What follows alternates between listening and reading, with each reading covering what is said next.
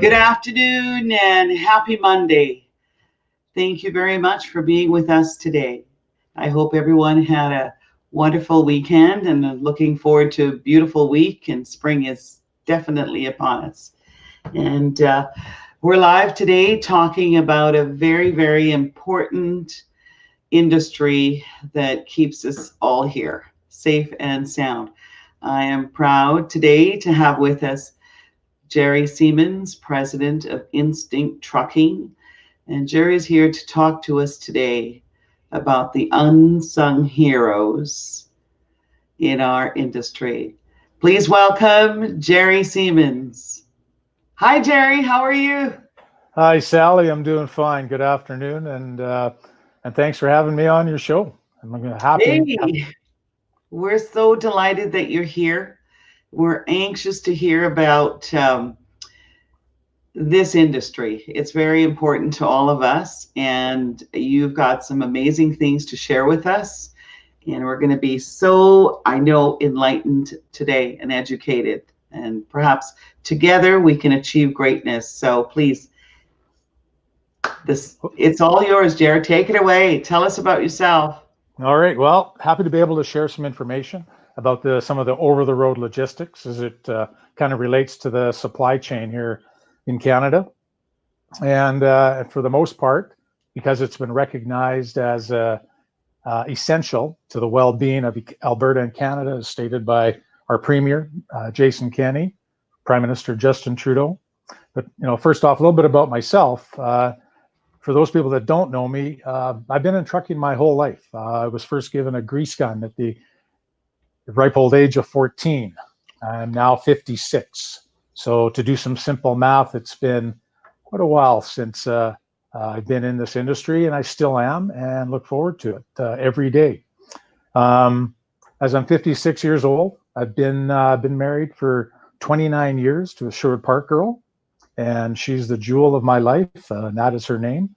We've been together 33 because we did the 80s kind of thing when we were younger.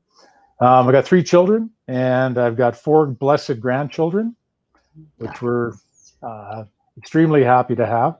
But and I grew up in a very strong Christian family, a lot of Christian values there, Sally, and I'm very, very proud of that.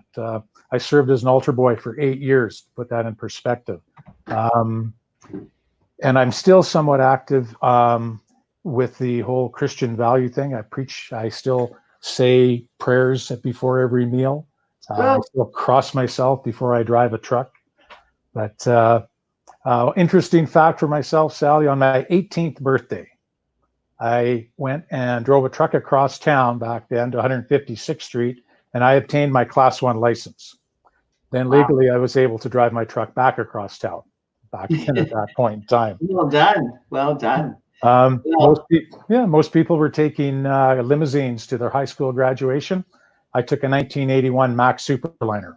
Wow. Impressive. I'm impressed, Jer. Wow. Yeah. So although I'm currently semi-retired right now, Sally, I still operate a small trucking company that does over 7 figures a year. And I can tell you that this didn't happen by accident. My driving career, it's taken me as far north as Norman Wells, and it's taken me as far south as the Gulf of Mexico. Wow. It's taken me to Vancouver. It's taken me into Manitoba, up to Lynn Lakes. I've done extensive traveling throughout Western Canada. I've driven on pavement, winter roads, ice crossings, cut lines, mountain roads, construction roads. And I've even been hauled on barges to get across open water. That's incredible. So you've seen quite a bit of this gorgeous country of ours. Wow. Well, I have, Sally, and a little bit more. I've hauled general freight, groceries, carcinogenic solvents, dangerous chemicals, aviation fuel, diesel fuel, car gas. And I've had the ownership of up to 7 companies at one time. I grew my business from 1 truck to 50 trucks and over 100 drivers. Personally, 2 million miles accident-free in a semi. That's congratulations. No, that's amazing. It's one of the reasons why you're here today, because I think that I would call you an expert in this industry. Well, And so I really believe that the nation needs to understand your industry a little bit better. You are definitely essential, right? It's essential services. And I think there's a lot about the industry that a lot of people take for granted. And there's a lot of things currently going on due to this COVID pandemic. And so I'm pleased that you're going to give us an overview of what is happening as of now in the trucking industry and where we can all make improvements, because I can only imagine when we think about it that a large percentage of what we utilize now, and you guys are the ones that are keeping us safe and healthy without supplies, groceries, food. So continue. sure. Tell us more about what's going on right now, Jared. Okay. Well, industry awareness for sure, Sally. It's very critical that we understand the vastness of this whole logistics in the trucking business. Um, when you look around where anybody is sitting right now, and you look at a pen or you look at a bottle of water, your clothes, uh, it's all been touched by somebody in the trucking industry. And when you look at right now, there's over 400,000 people in Canada that are involved in trucking. There's the business itself in Canada, $65 billion worth of revenue, and that's with a B, billion. It is huge. 90% of all of our consumable products and foodstuffs are shipped by truck here in Canada. That is a huge factor. It's not a glorified position. When you see the frontline nurse or workers in the hospitals, when we see frontline workers in fire departments and in the police force, everything that they have has been brought to them by a truck. The masks that are so coveted right now, it was brought to them by the truck. The oxygen that the patients are taking to keep them alive from the COVID, it has been brought to that hospital by a truck. It's imperative that we continue to recognize the importance of how the trucking industry affects all the economy in Canada, and why it's such an integral part of the other 9 critical infrastructure sectors in Canada, with energy and utilities, information, communication, technologies, finance, food, water, safety, all these things. Without the trucking, these things don't happen. But as many Canadians are forced by choice to hunker down at home, the truckers are on the road and they're supplying. The supplies keep flowing. And believe me when I tell you that the tensions are high, because everybody is behind. They're backlogged. They're trying to restock their shelves. Distribution centers, these unsung heroes are expected to continue on. But before we get into some of the challenges they face, Sally, certainly if people want to ask any questions, we'll gladly answer them as we have. Some of the challenges we face directly, and it's important that we realize that over the road transportation, it's men and women with varying degrees of experience. It's large fleets, small fleets, independent operators, government, drivers, tankers, reefers, all different sizes of equipment. They're all different products, the food that we're going to eat. Some are long haul, east and west, north and south. Some are extra provincial. Some are local. Some have 3 axles. Some have 4, 5, 6, up to 20. We haul heavy equipment. But as we attempt to deal with the current situation on COVID, some things, they're not necessarily recognized, and sometimes they can be taken for granted.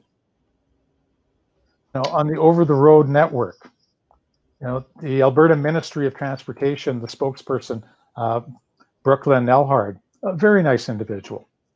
And she comes out and says several highway rest stops have been temporarily closed due to the vandalism, and believe it or not, of theft of toilet paper and hand sanitizer. So wow. Here we have our essential workforce moving goods across the country, and the rest stops are closed. Not only are they closed, but there's no hand sanitizer or toilet paper. Oh my. Well, yeah, seriously. And then you look at, so she said the drivers should bring their own toilet paper and soap.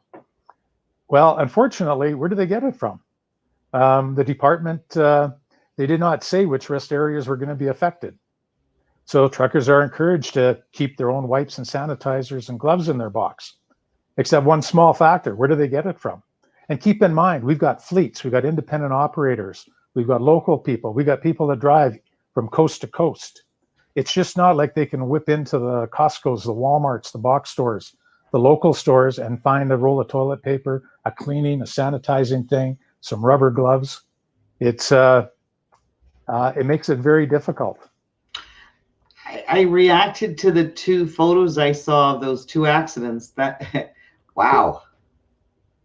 Well, when it comes to the safety side of it, and a little later on, we can get into some of the laxing or the relaxing of the laws relating to the National Safety Code. Now, the National Safety Code, it's a set of standards by which trucking companies or independent operators should operate. Everything from proper class license to proper weight to certification of equipment, non-expired driver's license, drug and alcohol testing or substance abuse testing, if you want to call it that, the certification of equipment to make sure it's safe, hours of service, so the drivers continue or make sure they stay well rested. So here we are in this pandemic right now, and we've laxed the safety rules so these guys can work harder. We've taken away some of the resources that they critically need. The restaurants are closed down. So where do they get their food? The long-term effects of fast food is not as good as having home-cooked meals all the time. So there's certainly a lot of factors that still need to be addressed. And one example I'll give you when it comes to the support from the government, and this isn't a dig at them at all, don't get me wrong, but our premier was so fortunate to be able to provide 750,000 masks to other provinces during this pandemic. Mm-hmm. But where were our drivers that need these masks to get our supplies to the hospitals, to the grocery stores, you name it? Where were their masks? Where was their hand sanitizer? Where is their toilet paper? All right, it's just some of these things get forgotten. And because it's such a vast array of types of individuals we have going across the country on an array of products, it's nice to pull out certain segments and talk about it. Global News had a great little part on their news last night where they had chosen a independent operator hauling freight across the border going pin to pin, and what he was doing as an individual to protect himself and what was happening at the cross border. Well, unfortunately, as good as a segment as it was, that captures such a small percentage of the type of logistics that go on in our country. So when we look at the trucker going down the road, we need to understand what part of the industry they're representing and how can we appreciate the efforts that they're going through. And that's kind of where I'm coming from and why I wanted to talk to you today. When we get into some of the rest areas that are being closed and why they're being closed, think of the fuel stops. When you hop in your car, Sally, to go to work for 30 minutes, how many things do you touch in a 30-minute drive in your car? And now we have a guy that's living in a truck for 12, 14 hours a day, plus sleeping in it. The personal hygiene can become a factor. I feel it's very important that we begin providing some resources to this essential industry here in Canada. And in the future, we start dealing with it perhaps in a little different scenario that we have right now. If we can lack some of the regulations so we can continue on, well, maybe some of those regulations aren't required. Maybe, I'm just saying, maybe they are. It's not for me to pick and choose what laws we're going to follow. The laws are there, we're going to follow them, and we do our best. But certainly maybe we should look at our industry a little bit differently in the future. Well, I think the health and welfare of the drivers are, first and foremost, Jerry, because the safety, right, of our highways are important, not just for the drivers, but for others. And for I mean, we're talking, I can't imagine the value of one of these trucks, but you showed us a couple of photos there. That didn't look pretty. And I also know that they're, winter situations now, hopefully, thank heavens. I mean, it's spring now. So some of the driving hazards that you guys are faced with perhaps maybe you're eliminated. But my concern, based on something I saw back earlier in, I think it was 4 or 5 weeks ago, maybe it's 4 weeks ago, and the fact that there was one particular driver that was interviewed, and he hadn't eaten or slept in 24 hours. And I'm going, how is this possible? You and I both know that on a normal situation, you can't do that. It's just impossible. And it brought tears to my eyes, and I had a long, detailed discussion about this. And then, of course, the restroom facilities are closed and restaurants are closed. So what I'd like to know is, why wasn't there incentives, for some of these places, or cover their payroll, or have them open only to service this very critical essential service right now? I mean, people on a normal basis, I mean, it was only a few weeks ago that people were in shock that the shelves in the grocery stores were empty. Well, what can I say? If it doesn't get there by a truck, it's not getting there. Well, Sally, and you're 100% correct in what you're saying. And one of the things that is important to know is that blanket policies, or blanket procedures, or blanket concepts do not cover the whole industry. As I mentioned before, different equipment sizes, logistics, long haul, short haul, the size of truck, whether it's chemical, whether it's fuel, whether it's medical supplies, whether it's grocery store items, everything seems to be a little bit different. Border crossing, for example. Mm-hmm. The truck driver was given the opportunity to not have to do the 14-day isolation when you're coming across the border. Yeah. So they were asked questions. Do you feel good? Do you have a fever? Mm-hmm. Well, yesterday in Willis, Texas, they found a dead truck driver in the truck stop, but they don't know whether it was COVID or not. Not yet. Unfortunate side, the professional people that went to see this problem did not put on the equipment, the safety equipment, or PPE. So there was a big question mark of, well, how can this happen? So let me give you this example. It takes 48 hours of driving time to go from Houston all the way to Edmonton. A single driven truck, it's 4 days. COVID, when it gets into your system, you could be dead in 4 days. So they ask you at the border, and chances are this driver hasn't seen his family for a week, 2 weeks.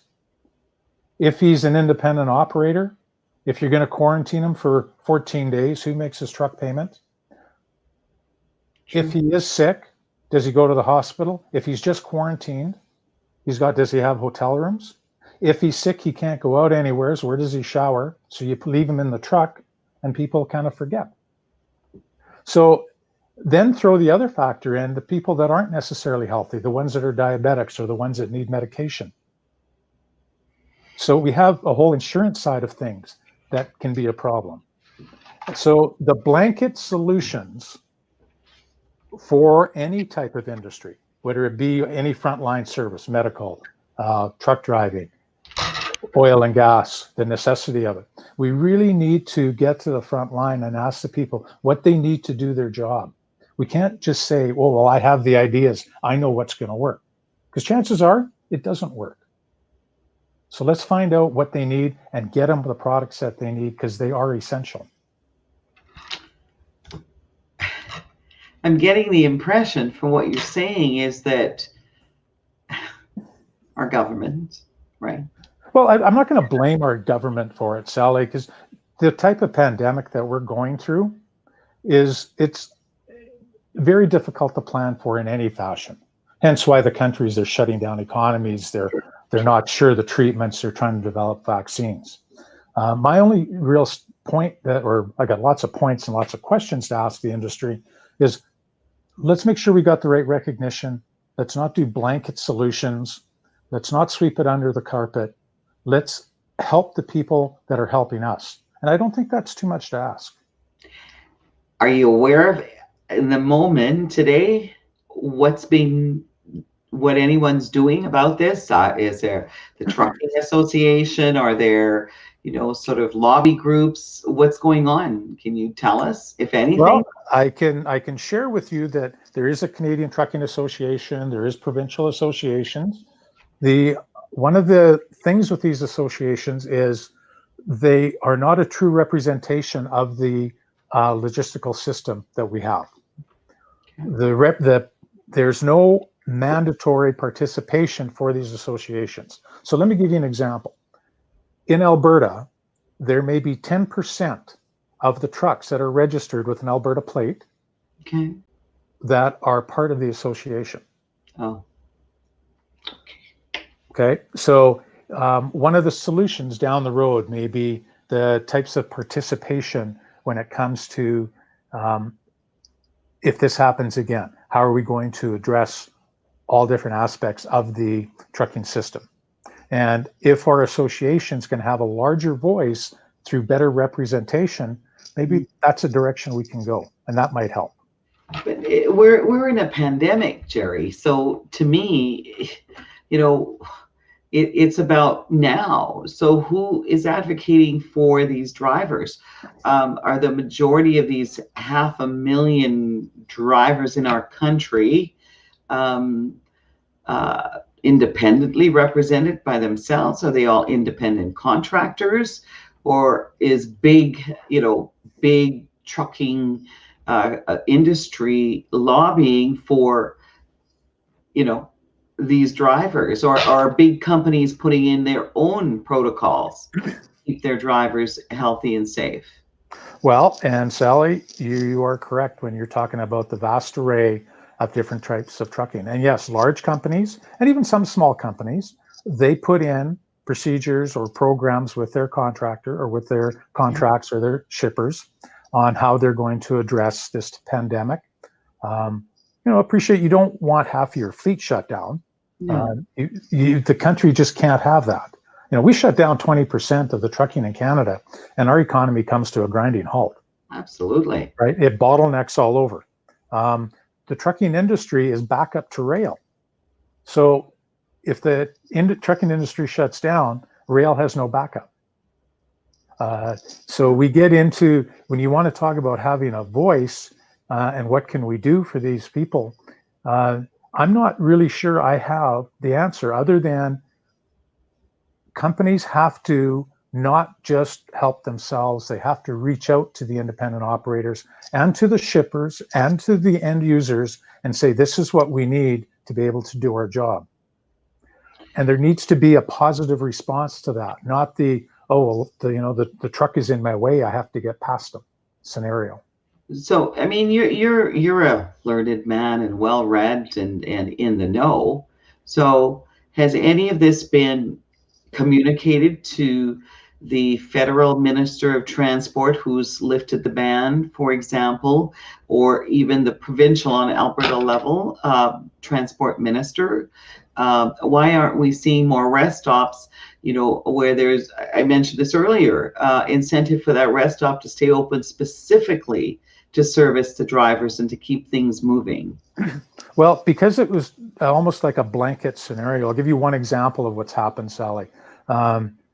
And I spoke 2 days ago with a long haul trucker that comes from Ontario to Western Canada. Mm-hmm. And here's the scenario. They stop at a publicized food location that will supply food for the truck driver. Okay. It's a fast food outlet, basically. The driver goes up there and says, I'd like to order.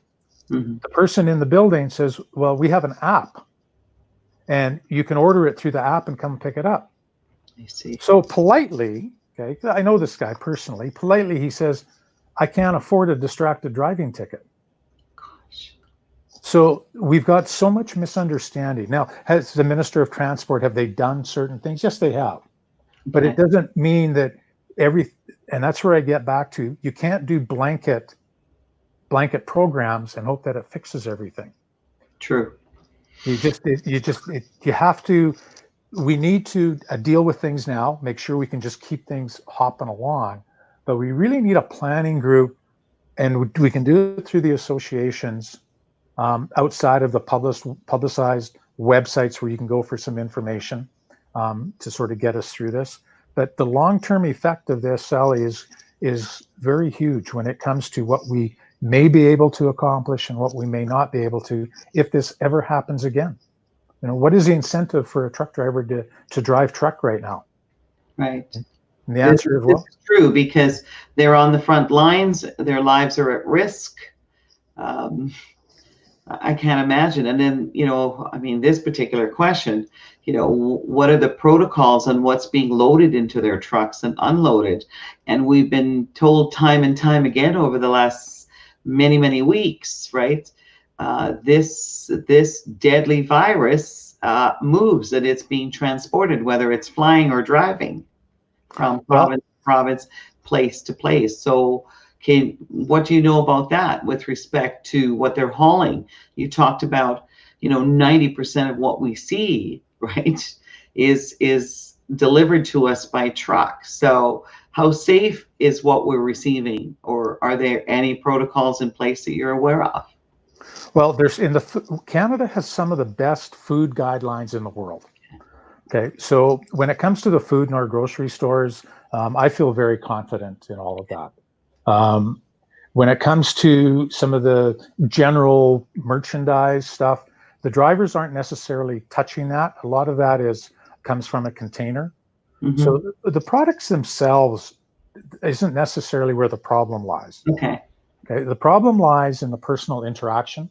The problem lies in not for the driver not having the resources to get where they're going. Okay. Hence the closed restaurants, hence the closed truck stops, hence the rest areas. You know, Correct. think of a fella's or a lady or a driver is very tired and they need to have a break. Remember, part of the National Safety Code states you must stop every so many hours. Exactly. Well, are you stopping on the side of a divided highway to check your tires and your equipment? You're tired. Where do you get that rest? So now we're compounding the problem, Mm-hmm. which makes it tough. The financial aid I wanted to point out to you, Sally, because the financial aid from the federal government is great. I think it's excellent that people that are on a reduced type of income for whatever reason. Mm-hmm. But when it comes to the trucking side of it, if you have to be on hold for 2 or 3 hours, or you need to get onto a website, think of a fella or a lady in a truck on hold for 2 or 3 hours. Mm-hmm. Where are they going to get the internet or the data where they can actually, it doesn't work. So awareness of the size of our industry, awareness of the problems that they're having, that is where, and we need that communication to the people that make the decisions. So as for Mr. McIver, Minister of Transportation, I believe he's doing a great job. I believe that there's more that can be done. And I'm sure that his department is working at it one step at a time. But the problem is vast. It is very large, Sally. So you're confident that they are, in fact, working on something to make this industry safer and to make the drivers safer? My company, I'm going to be careful how I answer this to you, Sal, because you're going to put me in a corner. But Sorry. my company is a member of the Alberta Motor Transport Association. Other than having a website to go to for information, I have not received any bulletins. I have not received any various forms of communication on best practices. Back in the first week of March, the contracts that I have, and I'm just one small piece of the puzzle. I put together an enhanced program for our contract, or the people we have a contract with, to say this is what we will do in 3 phases to maintain that we can maintain the level of service that we're doing right now. But that came from my several years of experience in the industry, hauling dangerous goods and carcinogenic solvents, and how to protect ourselves. So how do we, I mean, we are in a pandemic, and we certainly can't wait a year or two for implementation of health and safety protocol for trucks and for drivers. So how do we ensure or deliver a message, in now? I mean, to me, it sounds like it's critical and it's important. So, well, it is critical. and it is important. And we need, at this point in time, our associations and our transportation government, that logistic side of it, Mm-hmm. to start hearing the concerns and hearing what is actually going on, and not standing on, and I'm not going to accuse anybody of this, Sally, but not Okay. standing on a soapbox, putting out a blanket program and saying everything is going to be fine, because it is not fine. All you need So, to do is go to a truck stop and watch the drivers rolling in, and mhm, see what they're dealing with, and see if they have rubber gloves, see if they even have a mask. And probably chances are not. they Probably. don't. They don't. So So we need, you're saying, we need to make sure that the drivers themselves, that their trucks are safe, that they're maintained and they're clean, that they have proper masks and gloves, that they have proper nourishment along the way on their. that would be a great place to start. Most truck drivers are very resourceful, Sally. True. They, if they've got a toolbox in their truck, I'm pretty sure if they have the resources, the cleaning equipment or cleaning products, they can look after themselves. They just need that type of network support. Just need to supply Correct. these These things. people will work. They work hard. Wintertime, you see a person outside chaining up at -20 to get across the Coquihalla. Um, when they first got their driver's license in a semi, they knew that might happen. But Right. until you actually have to do it, it's Hmm. a whole different kettle of fish.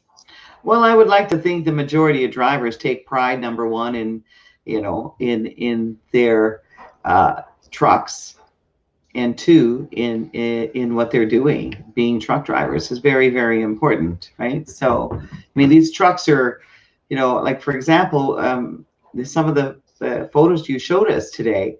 These things have to be worth what, 250 minimum and up? I don't know, some of these massive things. I'm just guessing. Well, in our industry, Sally, the trucks will range from $150,000 upwards to $1 million, depending on what product you're hauling. Cool. Big investment, a big industry, and it's a very important and integral part of, this beautiful country, or North America. As you say, I think you mentioned 90% of what we need is delivered by trucks. But I really want to know, like, if from your opinion, what we can do now. Do we encourage truck drivers to call in and say, I need this? Do we encourage those of us who are not even aware of what's involved in trucking to perhaps maybe, make our government officials a little more accountable? Because we have to keep the supplies moving, right? That's And right. everybody has to stay safe. These highways need to stay safe over the next year as well, right? And I mean, I have a couple more questions. We have some questions. I don't know if I'm probably gazumping your program here, but there's so many questions, especially, I mean, I myself, I'm learning, and I think the majority of people, right, are not aware of what's involved in trucking. I think a lot of us have taken the trucking industry for granted. It's just well, why isn't there stuff on the shelves in the store, right? I mean, it's like this, the kids, the new kids, like your grandkids, they just assume, right? For example, there's food in the store. No one thinks about where it came from, right? So, but I think awareness on where the supplies come from is very, very important. Do you mind answering a couple more questions, Shara? I know, with you still having your own trucks, what have you done to help your drivers? Really? Well, Sally, I can tell you that this would have been when we first started hearing about this COVID pandemic issue, as it's turned out to, would have been in February. So Right. at the end of February, I put together a program, and at that time I called it an enhanced cleaning program, because in my corner of the world we have what's called a shared workspace. Okay. So we have different drivers driving the same truck. They're all on shifts. They might be a day shift, a night shift. The trucks run 7 days a week. So I might have a driver working 5 days and then he's off for a few and another driver hops in. So because it's a shared workspace, what I had done is I put together a three-stage scenario, depending on the severity that this pandemic gets to.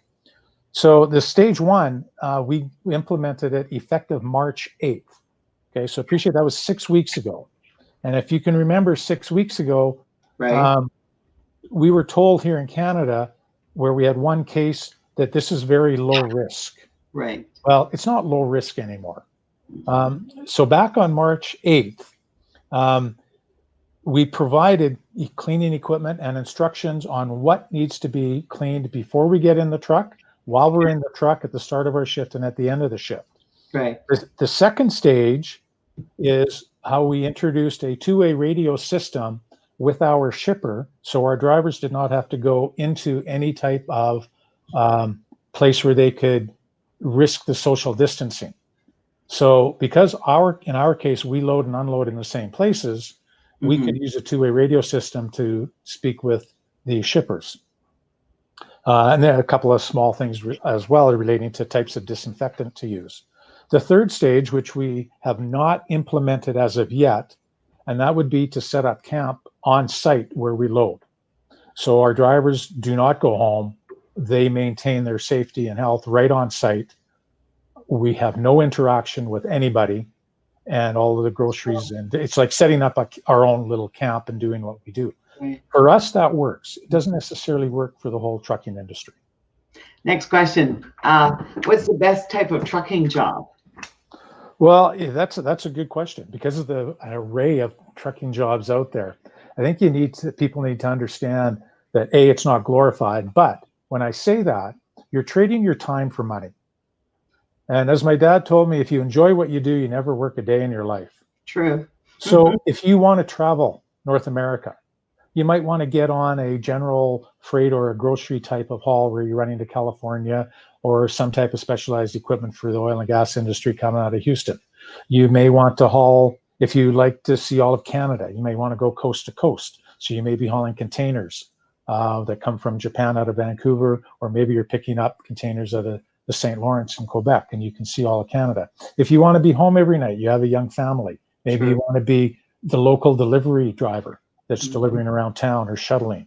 So the best type of driving job is the one that you want and where you want to go. The skill set is very similar, but driving Saskatchewan versus driving to Vancouver, a little bit different. True. Right. And then, of course, depending on the time of year, right? All kinds of challenges. So where do you see the trucking industry in the future? Well, I'm talking, our immediate future is 6 months, 1 year, 5 or 10. So I don't know how far you want to take that out for us. Well, I actually sat on a policy developing roundtable for the federal government a couple of years ago. And one of the things that came up was specifically this and the artificial intelligence of the trucks where they can actually autonomous driving. And of course, they're being tested in the States and here and there, and they got a lot of issues they got to deal with. But when you talk about where it's going in the future, we have well-established traffic lanes. We have well-established freight lanes going across, whether it be the Trans-Canada, whether it be Edmonton, Saskatoon, whether it be Edmonton, Grand Prairie. Where I see trucking going in the future is the autonomous driver or the computer driver that will haul long distance, and the truck driver will now be a local delivery individual picking up the autonomous truck outside of town and then delivering to the locations. That's where I see it going. There has always been a huge shortage of drivers in Canada and North America for that matter. And largely because there's more people, more products are being shipped, but we're not keeping up with the infrastructure to support all these changes. So this will be a very welcome change so people can be home every night. But long haul driving is, as you say, it's a passion or a commitment long term. And I'm sure it doesn't play well with having families or, so it is a personal choice. But you're right. I think that in the future, technology will make a massive difference in in the trucking industry. So we look forward to that. So Jerry, on in an immediate basis, what can we out here as the general public, what can we do to help to ensure the safety and that the trucking industry is getting what it needs? Because, we need our groceries, Jerry, and we need our stuff, we have Well, to survive, right? communication is number one. And when I talk about communication, I mean, we need the frontline drivers, the frontline staff relating to the logistics to have a place to call, go, drop messages off, whatever it takes on what they need. That's number one. And it can be done through either radio stations. It can be done, okay? It can be done through news. It can be done through our local Ministry of Transports. It can be done having some type of representation at truck stops. Okay, because this is where these people go. What do they need? Once you can understand what the need is, then the rest of the public or population or governments can then start providing it. But these things that you've just mentioned, these are simple solutions that can be implemented within 48 hours. Come on, radio announcements. Then why don't I ask you, why hasn't it happened? I can't tell you. No, Jared, I'm asking you. This is your industry, but I think we need to ask some questions. I think that these are sort of like, the more you know kind of messages. Do you remember that? Right? Yes. Yeah. Knowledge is everything, Sal. Never stop learning. Certainly isn't expensive, and that's probably what truck drivers. So what I'm hearing you say is we need to get the message to the truck drivers themselves. They need to speak up. They need to speak up, but right now they don't know where to speak to. Oh. All righty then. Okay. They can go to a website for recommendations. The recommendation is carry call. Yeah. Okay. They don't have time to log on the internet and stuff. Trust me. Those of us who are trying to find information on other things have challenges as well, Jerry, getting through to 1-800 numbers and logging on online. Trust me. Okay. So yeah, I believe you. Yeah. Our frontline health staff, they needed masks. Well, I don't know, Jared. Maybe we can start with you and me. Maybe we can make a couple calls. I'll be on it this afternoon, Sal. I've got the phone number for the Minister of Transportation, and I'll gladly be the first one to call him. I did send a message. I'm not sure if I'm sending it to the right place, but I did Google the federal Minister of Transportation as well as the Alberta Minister of Transportation, and I'm sure they're very busy. But I look forward to hearing back from someone in those departments. But I'm going to be relentless, because you know what, Jerry, this affects us all. And I want to thank you. And there was a question I had too. I mean, it's a high risk industry you guys are in, and I know that there are various different incentive for truck drivers to deliver products on time, and there's timing issues and things like this. I understand that. It's a basic thing, right? But as long as these drivers are safe and healthy, I think that they themselves, they want to stay safe and healthy, and it is a high risk job. So yeah, it goes along with equal pay, right? Without them, right, we as people won't survive. Jerry Simmons, this is an interesting subject and could take hours, but I value the time that you're here with us today. And there are a number of, actually, so I'm going to post them in the comments. That this will stay on Facebook, and I invite people to post their comments and their questions, and I know you're available to answer them. Yes. And, thank you so very much for taking the time to help us bring a little more awareness to these unsung heroes of ours that are traveling thousands of miles to bring us all the products we demand. Trust me, we've gotten used to. 65 billion kilometers a year. It's a lot of miles, Jer. It sure is. 65 billion kilometers. And you yourself, man, 2 million miles. That's a lot. Safe driving too, I understand. All right, Sal. Never stop learning. Accident free. Well, I want to thank you so very much. You know, it's Monday and Mondays and Fridays, right? I call it Motivation Monday. And then, of course, Friday is to motivate us to embrace the weekend. And every day, this is learning. And a dear friend of mine, Terrell Edwards, he stops in to tell us what he's been doing all weekend. He entertains us and enlightened us, and it helps gets us through the week because, you know, I can certainly tell you together, Jerry, together, everyone, right, achieves a lot more, right? So I thank you again. If you have a closing statement, I'd love to hear it. If not, I'm going to introduce Terrell Edwards, who is actually going to tell us a little bit about what he's doing. And if you would like to hang out, Jer, you're going to listen to Terrell. His voice is amazing. Hey, 10 seconds, Sally. Sure. We should never stop asking questions in our life. True. Okay. We should never stop learning. And what books have you read lately, Sal? True. And what is really important? Loyalty or capability? Only you can answer that. Hustle. Hustle. This is the most Sal, thank you so much for the opportunity. I'll hang around here for a few minutes and then I actually have to get back to work. You do too. Please stay safe and let's work together. You know my number, and I'm happy to make a bunch of calls. Remember, my commitment is talk to 50 people a day plus. So if there's anything I can do, and you know I want to help, right, Jer? I appreciate it very much, Sal, and so do 400,000 other people. Thank you.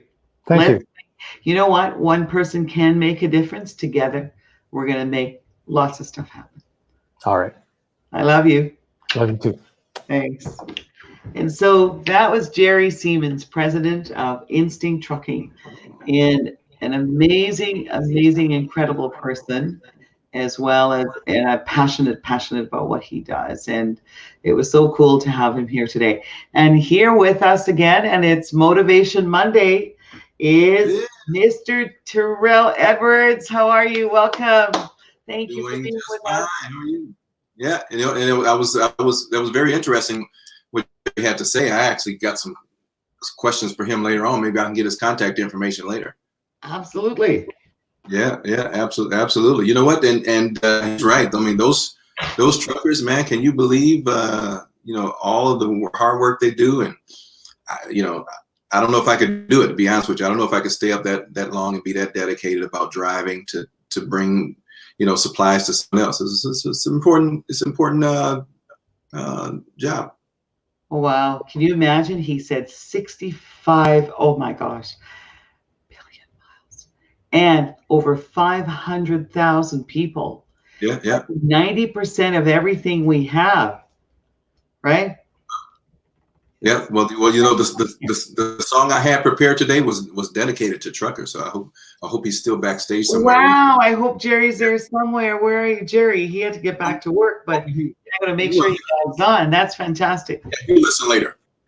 Okay. Yeah. Cool. But everybody's got a song to sing. Everybody's got a song to sing, and I tell you that, and everybody's got a story to tell. And it's in these tough times, when what you're doing to help others and give them a opportunity to speak about things that's really troubling them right now. That's therapy. And hats off to you and what you're doing, and to all of your guests that's coming on.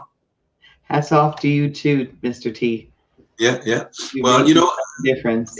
I got to tell you something. We're really excited. You know of something very special that we're planning right now because you're actually a part of it. You can't tell it. You can't tell yet, but it's going to be super, super fun. And I guess you can attest to that as well. But this thing called love, and the Beatles said it best. Said love is all we need. Man, you know what? It couldn't be, because everything else comes from that. You know what I mean? When we giving of ourselves, somehow it comes back. I think they call it reciprocity. Is that right? Reciprocity. Love it. Sharing. Did we lose Mr. T? All right, let's get Mr. T back. Oh, there he is. He knows what he's doing. Hi. I died. What happened? I don't know. That's okay. Are you getting? Technical difficulties in this new world of streaming. We are at the mercy of the universe. Remember? Are you getting clear reception? Yes. Oh, okay. It's just you're just tired, isn't it? It's all good. Yeah. So that's what I was saying is that if we continue to give of ourselves, somehow it comes back to us. So let's just not grow weary in doing good. Our time is coming. So this is a great time for us to learn some patience, and we'll get there. Just keep smiling and wake up and try to do something good for someone else. It does the heart good. For some people, it's tough. It's still tough. Yes, we got to keep smiling. And I told a couple of dear friends yesterday, okay, we can't think of tomorrow because tomorrow never comes because it's the moment. Let's see if we can't get through the next hour together. Right. It's tough out here. Yeah, absolutely it is. Yeah, absolutely.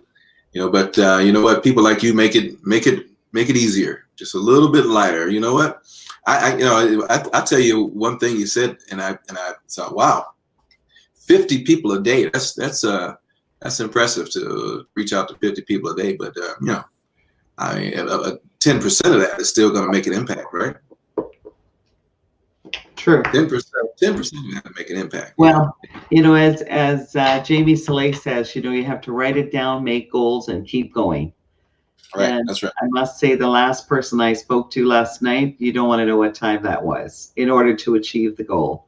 Because I met with her and she says, you don't want to talk to me. And I said, I'm not running from you, babe.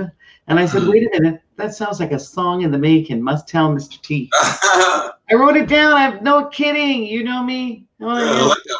One second, I wrote a couple lines down. So I said to her, call me, please. I mean, I knew she needed to hear it. I told her I needed to hear her voice before I went to sleep. So I text back and I said, shut up. Never running from you, babe. She had said, and then I said to her, gosh, that sounds like the song in the making. I am serious, because she wrote to me last night and she said this, and no, I mean, we all have our ups and downs right now. It's not perfect, but I want you to hear what she said.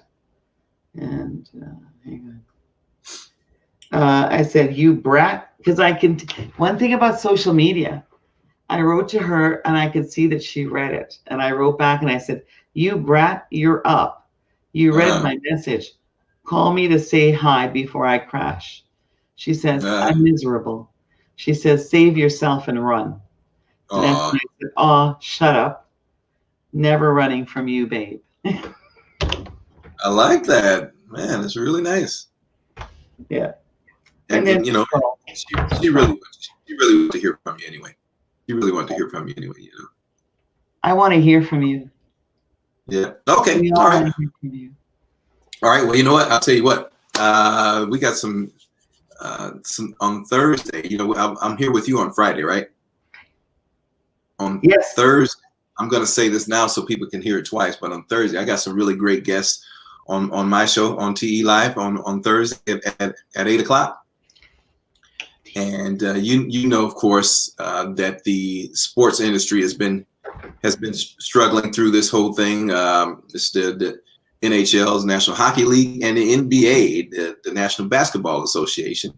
And we have an extension of the National Basketball Association called the CEBL, okay, Canadian Elite Basketball League. Canadian Elite Basketball League, and the Alberta Basketball is also part of that. So the president of the CEBL, Canadian Basketball League, for the Edmonton Stingers and the Alberta Basketball Association will be joining me. That is Brett Fraser and Paul Sir. They'll be joining me. Fantastic. So that's this Thursday. This Thursday. Okay, streaming on Facebook and YouTube. That's right. Streaming on Facebook only. Facebook only. Facebook only. Okay. Yep. We send our reruns. We send our reruns to YouTube. So if anybody ever wants to get a computer or get a rerun, it's not a rerun. Every time you play it, you pick up something different. I mean, after 20 times, okay, fine, it's a rerun for one person. Yeah. But And we always wrap up with it's game time. So you know that there's a some prizes, and after a little bit of fun trivia, that's the way we wrap things up. And come on over if you want to be a guest on our well, it was fun game last show. Thursday. Yeah. Hey, I'm telling you, you'd be a great contestant. Me? Yeah. All right, I'm game. I'm game All to right. try anything once, unless it's illegal. Okay. Okay. Yeah. Okay. That comes from my background with my husband. He tries to keep me on the straight and narrow. Okay, he's a good man. Yeah. There's a great guy. Yeah. So is our reception pretty good here? You think we want to give the song a try? Absolutely. All right. Let's see what goes. Jerry's gone, but hopefully he's not too far away. Can't hear this. This goes for all the truckers. This is for all the truckers. I love it. I can hear your heartbeat from 1,000 miles. Hear the heavens open every time she smiles. And when I come home to her, that's where I belong. And when I run to her like a river strong, she gives me love, love, love, love, crazy love. She gives me love, love, love, crazy love. She's got a fine sense of humor when I'm feeling low down. And when I come to her, when the sun goes down, take away my trouble, she takes away my grief. She makes me feel mellow in the night like a thief. She gives me love, love, love, love, crazy love. She gives me love, love, love, crazy love. She gives me love, love, crazy love. She gives me love, love, love, crazy love. There you go. Beautiful, Mr. Terrell Edwards. Wow. You like that one? I love it. Who doesn't like all the classics, right?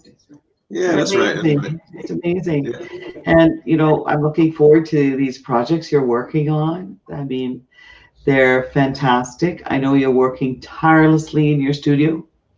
Yeah, I am. That you're still self-isolating. Wow.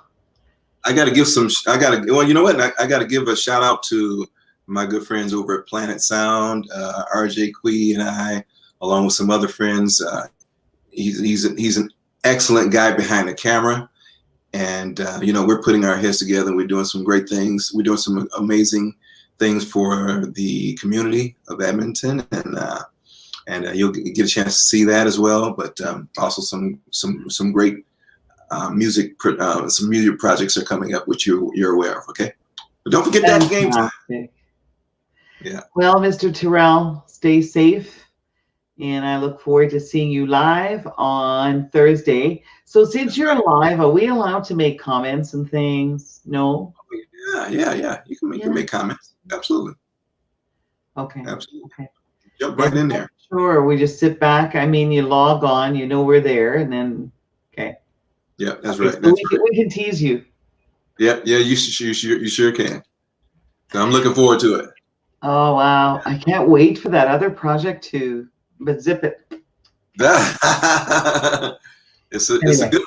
It's a good one. It's a big. This has really actually been fantastic. All of this, because the collaborative efforts of many people, and I mean, you've been so cool. You're inspiring people to step out of their comfort zone a bit.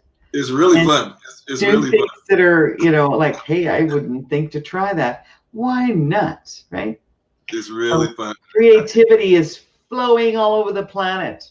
Yeah, right? yeah. So, and everywhere, look at the amount of money they raise, that global, Yeah. Wow, $127 million globally, and that was all on Facebook. So lots of things that are going on. Hopefully all that money gets to the front line or wherever it's destined to go. But Yeah. yeah, we're I'll tell you looking what. forward to a great week coming up here too, with a phenomenal lineup, right? For example, Friday, you're sharing the 1 hour with Dogtopia. Dog, Wow. a fantastic place, dog daycare. Wait till you see this. They're so fun. Oh my God, I've been there a few years ago when they opened, but they're at capacity. Does it? Everybody loves their puppies. Everybody Yeah, loves it their makes puppies. sense. But what people are doing to care for the, man's best friend, or how about ladies' best friend, the person that loves you unconditionally. Yeah. Yeah. Yeah. That's right. That's Well, right. we have, more interesting things to come for sure. I And always have you a. too. We're looking forward. So check out Terrell's YouTube channel. Don't forget to subscribe. Actually, I think I've subscribed twice. I found two Yeah. channels. Some new music videos coming out here too soon as well. So we're keeping busy, and we're trying to like be a distraction through all of this thing, that and hopefully help someone find a happy place. So good Well, new music. music is always a welcome distraction. So I'm interested to see how you do a new music video. Oh Oh, yeah, yeah. Well, oh. Because there's remember, some. you can't have more than one person unless you're living together in the That's right. Creative juices are flowing. creative juices. Well, Yeah, Terrell, thank you so much. yeah. And Thank you. take good care of yourself. How about your family? Over there, they're fine? Yeah, everybody's doing fine. And I think I mentioned to you that my cousin had a scare with the coronavirus, and she did test positive, and she went through a tough time, but recovering really well right now in Milwaukee, Wisconsin, and it's good. I'm glad to hear that. So let's keep others in our prayers, people that are not so fortunate. Praise be to be. Oh, wow. Yeah. Well, as I said, we have to be mindful until we get a vaccine.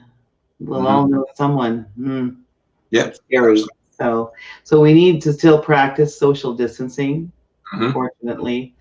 And stay home saves lives. It's hard. But now the weather's changed. Do you realize it's supposed to be 18 degrees today? So Yeah, I was looking out my window. I haven't got a chance to go out there yet, but I see people walking around with no jacket on. I'm like, so what is? I said, I got to get out there and see what's going on.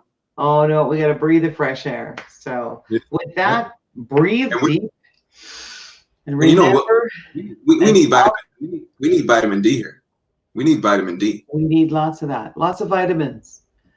Sleep, number one. Here's some little things. Make sure you sleep, make sure you breathe, and 10 glasses of water a day. Come on, eat well, Right. and call a friend. And be honest about how you're feeling, okay? Absolutely. Yeah. Thank you so much, Terrell, for being here.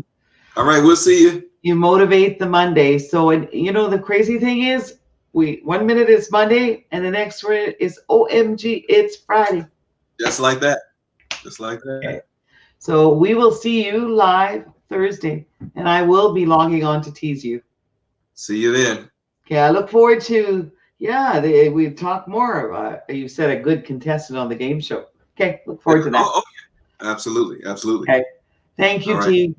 Talk to you later. And don't forget, everybody out there, subscribe to Terrell's YouTube channel, right? What an amazing guy. He's so creative, and we're lucky to have him right here in our city. And from here, he has traveled the world. So you can only imagine how tough it must be not to be able to be on stage in Vegas and doing a number of things. But we're all managing to be creative and to make things happen. So do take good care of yourself. Get out, enjoy the sunshine, get some vitamin D, drink lots of water, and we're going to see you back here tomorrow live at 1 p.m. Take care, and thank you for joining us today. Bye for now.